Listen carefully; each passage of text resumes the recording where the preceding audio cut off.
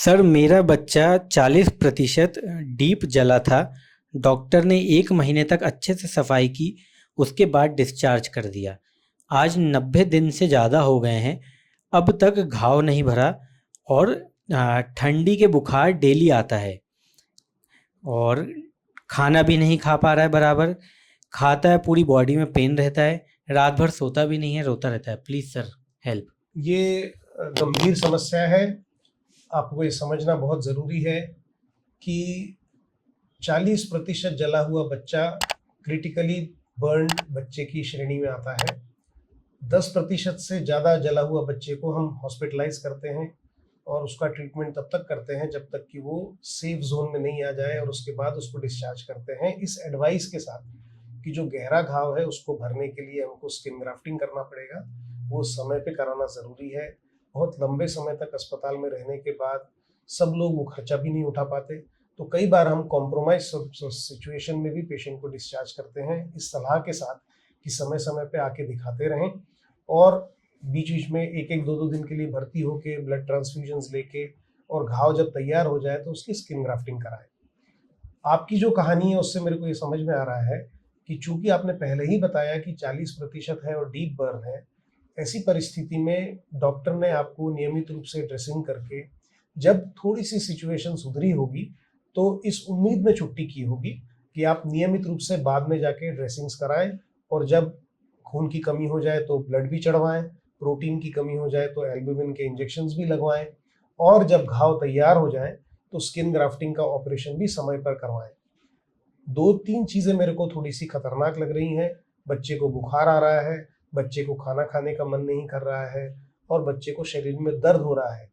तीनों चीज़ें बताती हैं कि या तो बच्चे को यूरिनरी इन्फेक्शन है, या फिर वुंड इन्फेक्शन है, या फिर शरीर में इन्फेक्शन फैल चुका है और बच्चा सेप्सिस में है या सेप्टिसीमिया में है। ऐसी परिस्थिति में बच्चे को तुरंत अस्पताल में ले जाके वापस एडमिट करना बहुत ज़रूरी है, और पीडियाट्रिशियंस और प्लास्टिक सर्जन्स की कंबाइंड एफर्ट के साथ पीडियाट्रिक बर्न यूनिट में इसका इलाज हो। बहुत ज़्यादा हो जाता है बच्चे के लिए 40% जलना। बच्चे के शरीर में न्यूट्रिशन के या प्रोटीन, फैट, कार्बोहाइड्रेट्स के वैसे रिजर्व्स नहीं होते जैसे एक एडल्ट पेशेंट में होते हैं, और बच्चों में जो मार्जिन ऑफ एरर है वो भी बहुत कम होता है। ऐसी सिचुएशन में तुरंत हॉस्पिटलाइज करें।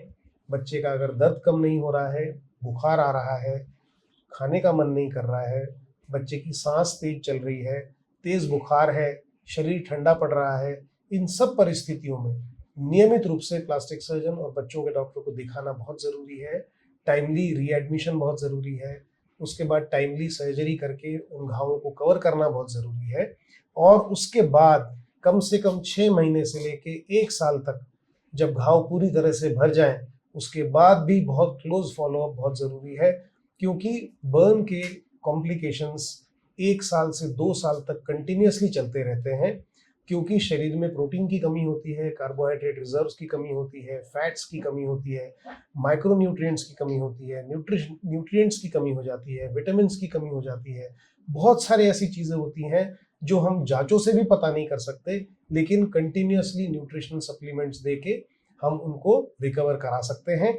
इसलिए रेगुलर बेसिस पे मैं फिर से रिपीट करता हूँ, पीडियाट्रिशियन को और प्लास्टिक सर्जन को दिखाते रहें ताकि वो चीज़ों को समय पर पकड़ लें, और उसके बाद अगर हीमोग्लोबिन की कमी हो तो ब्लड ट्रांसफ्यूजन दें, हिमैटेनिक दें, एल्बुमिन की कमी हो तो एल्बुमिन चढ़ाएं, अगर माइक्रोन्यूट्रिएंट्स की कमी हो तो माइक्रोन्यूट्रिएंट्स के इंजेक्शंस आते हैं उनसे उसको चढ़ाएं, और इन सब चीज़ों के साथ घाव को ऑप्टिमम समय मिले ताकि वो तैयार हो जाए, और उसके ऊपर समय पे स्किन ग्राफ्टिंग या फ्लैप जो भी रिक्वायर्ड होगा वो प्रोसीजर करके उन घावों को हम भरें।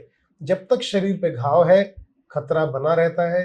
घाव पूरी तरह से भर जाने के बाद भी अगर एक्सटेंसिव बर्न इंजरी है तो खतरा 1 से 2 साल तक बना रहता है, क्योंकि शरीर में कैल्शियम की कमी, हड्डियों का कमज़ोर होना, धीरे धीरे जो ग्रोथ पैटर्न है उसमें कमी आना, बच्चों के बालों का झड़ना, बच्चों को वैसे बाल ना आना, ये सब बताते हैं कि बच्चे को सीवियर न्यूट्रिशनल डेफिशिएंसी होती जा रही है।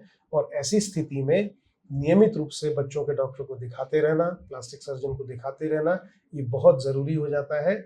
जो आपने अभी तक मेरे को बताया उससे मुझे लगता है कि बच्चा गंभीर है, इसको तुरंत अस्पताल में ले जाके और उसको भर्ती करने की ज़रूरत है।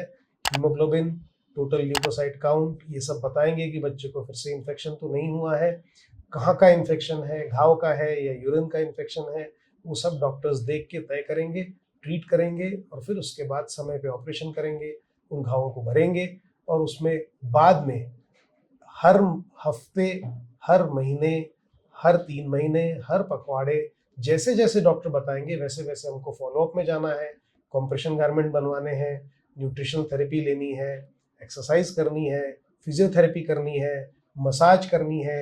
ये सब चीज़ें बहुत ज़रूरी होती हैं। सिर्फ दवाई, ऑपरेशन, सिर्फ यही इलाज नहीं होता, बहुत सारी चीज़ें और भी होती हैं जिनका हमको समय पर निदान करना बहुत ज़रूरी होता है।